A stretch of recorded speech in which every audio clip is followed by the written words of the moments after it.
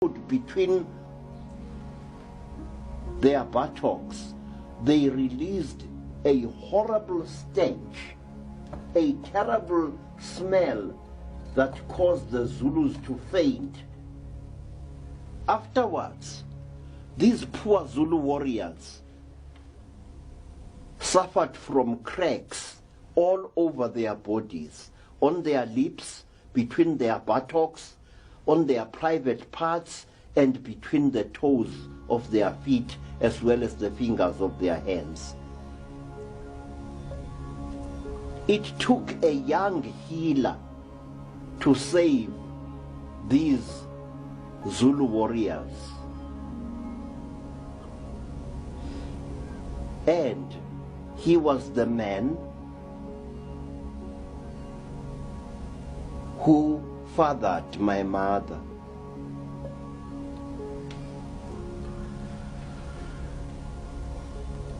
Another name for the Munci is Umkungatega, which is a Zulu name for gawking idiot, because that's exactly what these creatures are.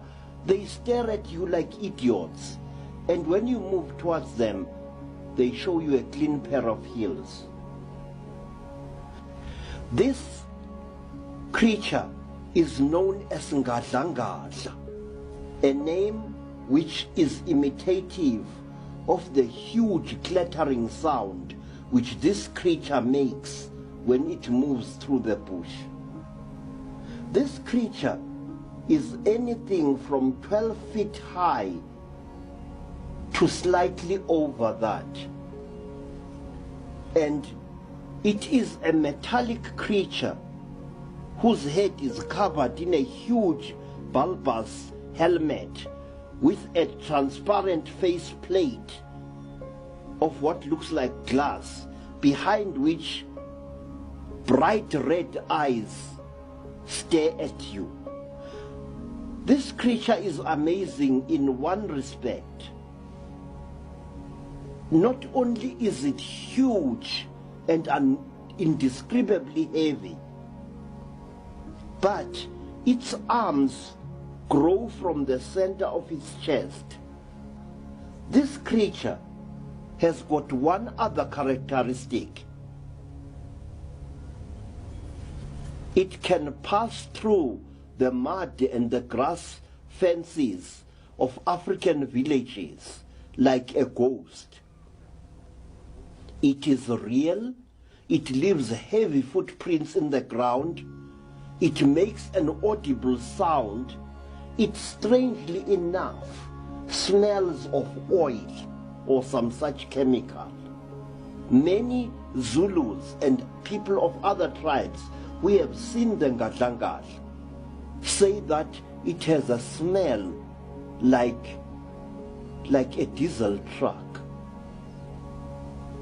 although no smoke of any kind has been seen to come from it.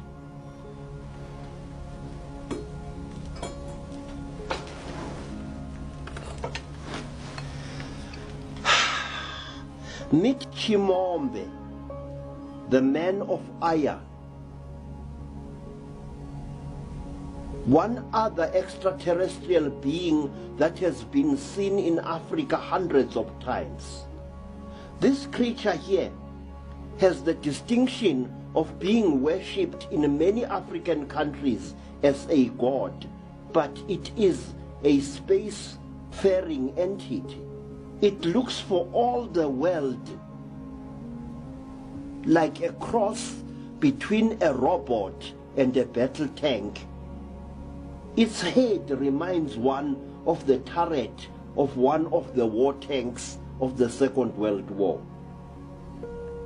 And its body is made up of heavy metal with many joints which move with a faint hissing sound.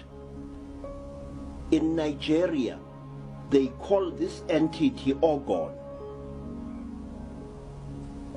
In parts of Central Africa, he is called Nguguni, the Lord of the Blacksmiths. And in the land now known as Zimbabwe, Nguguni is worshipped as Chimbi or Chimombe, and his shrine is in the Zambezi Valley. There in the shrine of Chimombe, you will find black men and women who wear clothes made out of black cloth. And in olden times, these people used to accept gifts of rolls of black cloth from all people who visited the shrine of Chimombe for any reason. If the priests of that shrine do not trust